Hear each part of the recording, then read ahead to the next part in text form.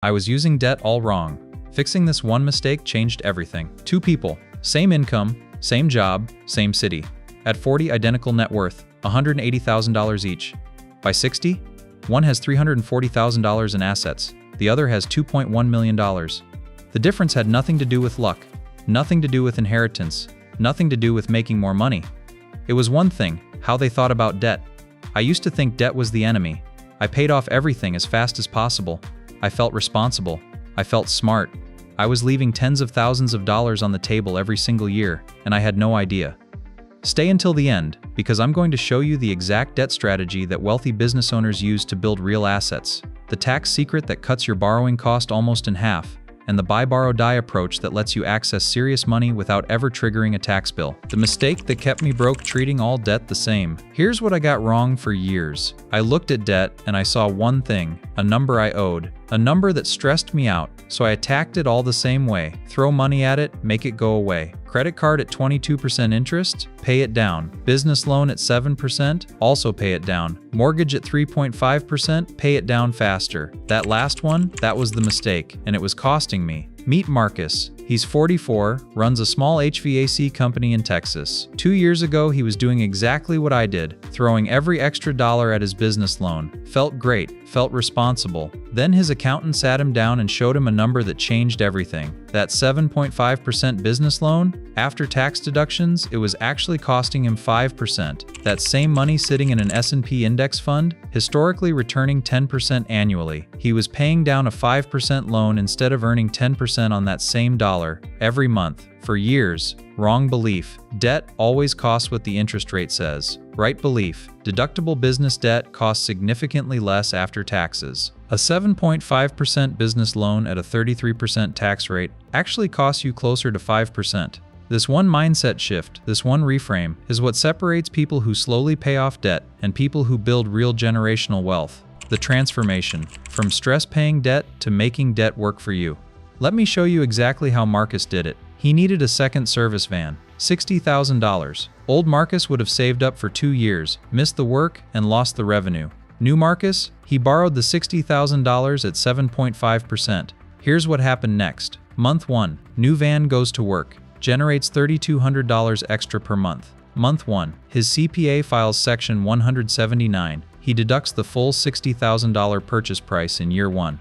Month 1 tax savings alone, $16,000 back from the IRS. Year 1, after expenses, the van nets $26,000 in profit. Year 2, loan is paid off, entirely from revenue the loan created. Year 3, plus pure profit, on an asset he still owns, that he built with someone else's money. The before and after here is wild. Before, Marcus saves for 2 years, misses $76,800 in revenue, buys van with cash. No tax benefit. After, Marcus borrows $60,000, gets $16,000 back from Section 179, van pays for itself by year 2, keeps his cash liquid for the next opportunity. Same person, same van. Completely different financial outcome because of how the debt was structured.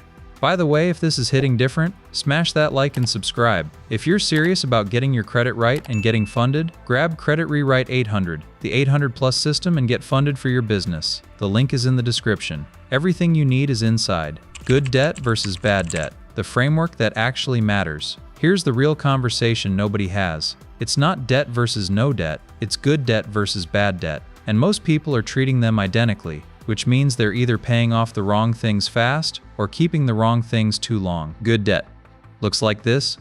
Interest is tax-deductible business loans, investment loans, mortgages, deployed into an asset that generates more than the after-tax cost of the debt fixed rate. You know exactly what you're paying. Repayment timeline matches how the asset generates revenue. Bad debt looks like this.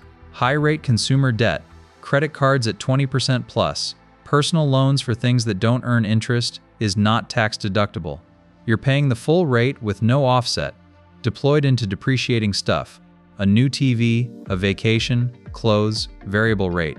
Your cost can spike when rates rise. Here's the uncomfortable truth. The average American is making minimum payments on 5% deductible debt, trying to be responsible while carrying $6,500 at 20% and only paying the minimum there.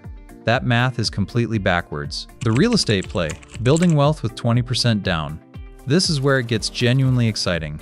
Real estate is one of the only legal investments where you can control 100% of an asset with just 20% of the money. Think about what that actually means. You put $60,000 down on a $300,000 property. The market goes up 5%. That's $15,000 in equity. But you only invested $60,000. That's a 25% return on your actual invested capital. Not 5%, 25%. And that's before rental income. That's before mortgage paydown from a tenant's rent check. Wrong belief. I can't get into real estate. I don't have enough to buy a whole property. Right belief. Real estate wealth is built through leverage. 20% down controls 100% of the appreciation. Take it one level further. A duplex where the tenant's rent covers the mortgage? You are building equity every single month using someone else's money. Your cash is just the starting point. After that, the asset services itself. The risk is real. Vacancy, unexpected repairs, bad markets, these are real. This is why cash flow positive properties and stable rental markets are the play, not speculative appreciation bets in overpriced markets with paper-thin rental yields. Action steps. Step 1. Figure out your real after-tax debt cost right now. Take your loan's interest rate and multiply it by 1 minus your effective tax rate. That's what the debt is actually costing you. Most people are surprised. Step 2. Before you borrow a single dollar, calculate the expected return on what you're buying with it. That return must meaningfully exceed your after-tax cost. If it doesn't, don't borrow. If it does, consider seriously. Step 3. Talk to your CPA about Section 179 before you buy any equipment for your business. The ability to deduct the full purchase in year 1 changes the entire math of a buying decision. Step 4. Rank your debt. Make minimum payments on low-rate deductible debt. Attack high-rate consumer debt with everything you have. Do not treat a 3.5% mortgage and a 22% credit card the same. Step 5. Look at your entire debt portfolio through the good debt, bad debt lens. You may be paying off the wrong thing aggressively while bleeding out on the other side. Step 6. If you're a business owner, ask your CPA to model the after-tax, after-depreciation comparison between buying equipment with cash versus financing it. The result often surprises people enough to completely change their decision. I spent years thinking debt was something to fear and eliminate at all costs. And that mindset quietly cost me in missed investments, missed deductions, and missed opportunities that I'll never fully calculate. The shift isn't complicated, but it does require you to stop treating all debt the same way. Good debt, deployed strategically into assets that outperform its after-tax cost, is one of the most powerful wealth-building tools available to regular people. What's your current relationship with business or investment debt? Is it a tool you're using or a problem you're trying to eliminate? Drop it in the comments. I read every one. Subscribe and like and share this with any business owner who's been treating their 5% deductible business loan the same as their 22% credit card. It's costing them more than they know. For more, check the description below.